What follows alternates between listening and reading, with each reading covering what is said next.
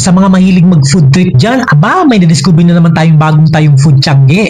At ito ay makikita dito sa Junction Street, Arca South, Taguig City. Sa mga di pa nakakaalam, ang Arca South ay project ng Ayala Land dito sa Taguig. At maraming nagsasabi na ang Arca South ang magiging kasunod na PGC.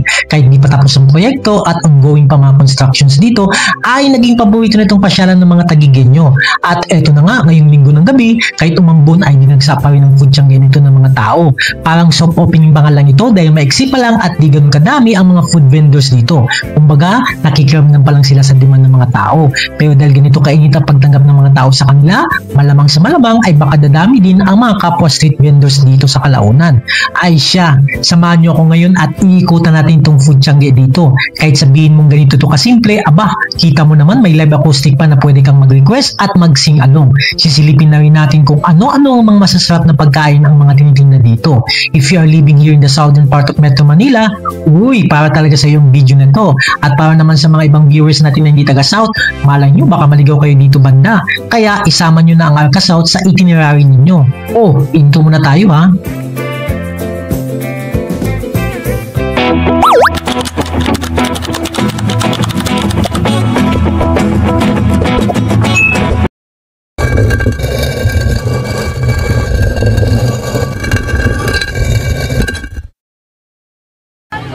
Oh, unexpected tong punta natin dito sa Arca South ha, dahil may nagtip lang sa atin na may bagong food tiangge nga dito. Akala ko nga walang pupunta eh, dahil on the way pa lang ay umaambon na.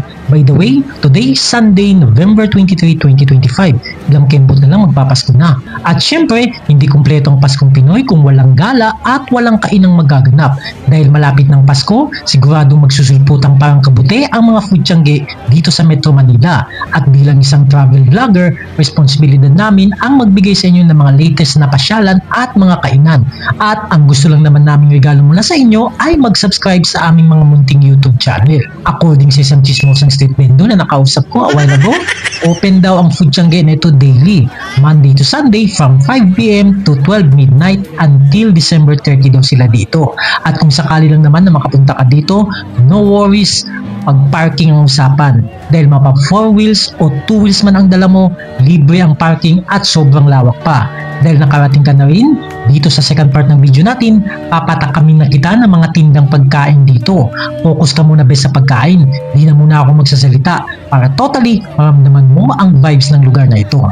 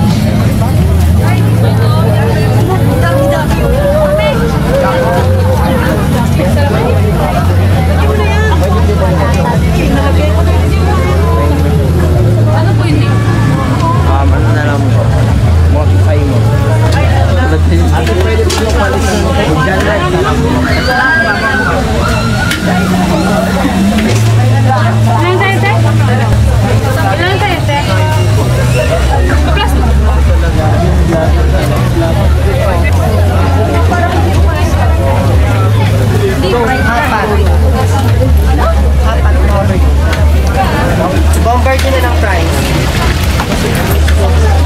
Matover ha?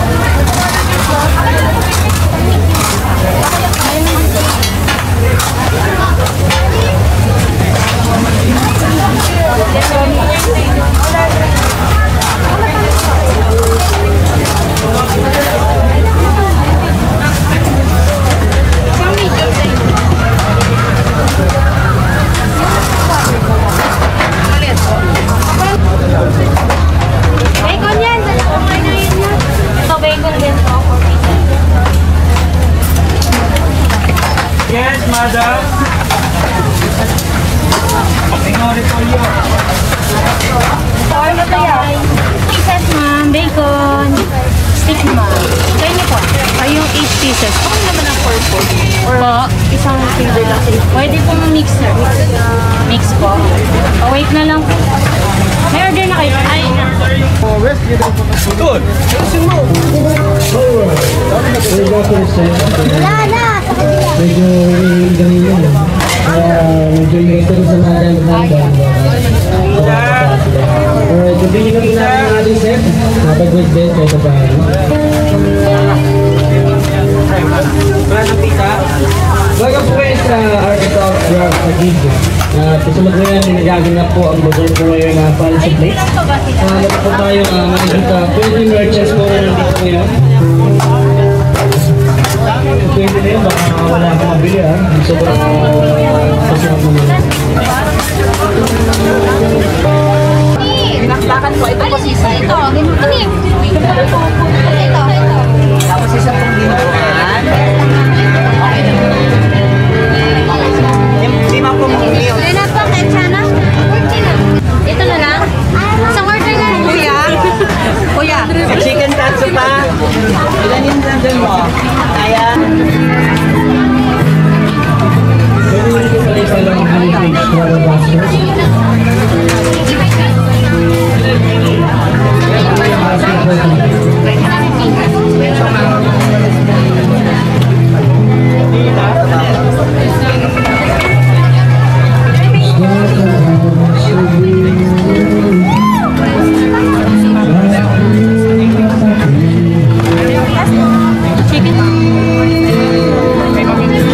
Lemon ba? Thank you.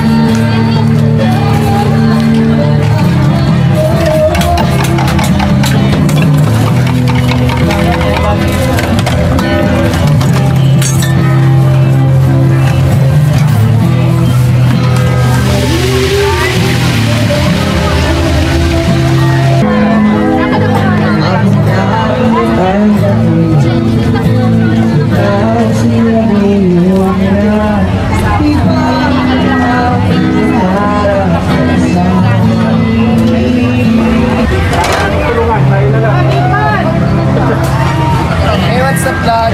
Yun. Sa mga dyan, sa mga kababayan namin dito sa Pilipinas. Nakasin mo, boses mo. Dito lang kami sa Pilipinas, nagtitinda lang.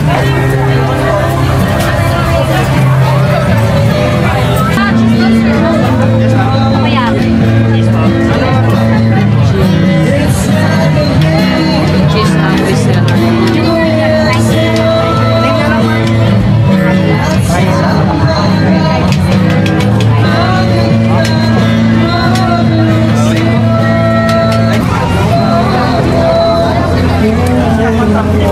Thank you.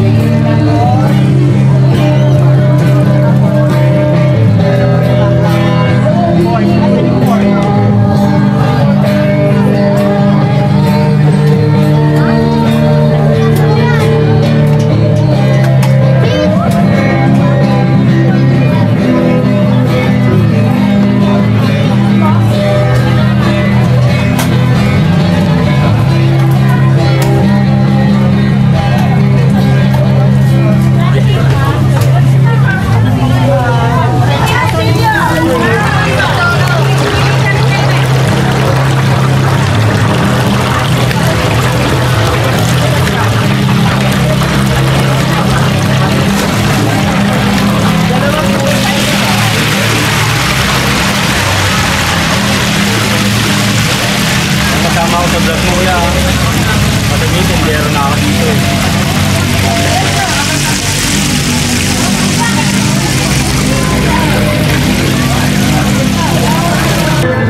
At sinabi mo ang pag-ibig mo di magbabago. Ngunit sa tuwing ako'y lumalapit, ikilungat mo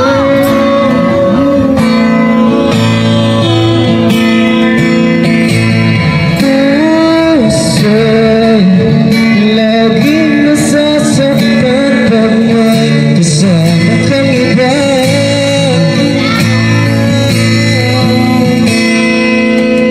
Di ba